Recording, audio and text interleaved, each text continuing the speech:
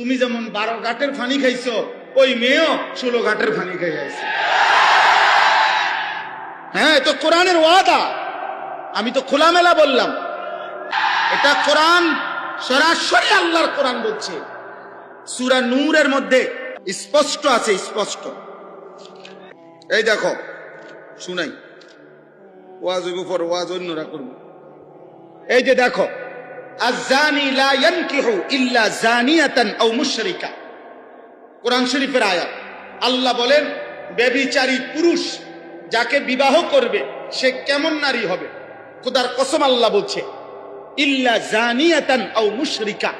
আল্লাহ বলছে ব্যভিচারী পুরুষ, চরিত্রহীন পুরুষ যাকে বিবাহ করবে সেই নারীটা কেমন হবে? আল্লাহ বলছে দুইটা হবে, ইল্লা জানিয়া, সেটাও হবে আরেকটা ব্যভিচারিণী নারী, আও মুশরিকা, অথবা মুশরিক কোন বেঈমান নারী। এটা বাংলা কোরআন শরীফ, ডাইরেক্ট কথা, বাংলা কথা, মানে কোনো ঘুরানো পেছানো কথা না, পরিষ্কার একেবারে সাফ কথা, কোনো ব্যাখ্যা নাই। ওয়াজানিয়াতু লা ইয়ানকিহুহা ইল্লা জানিন আও মুশরিকুন।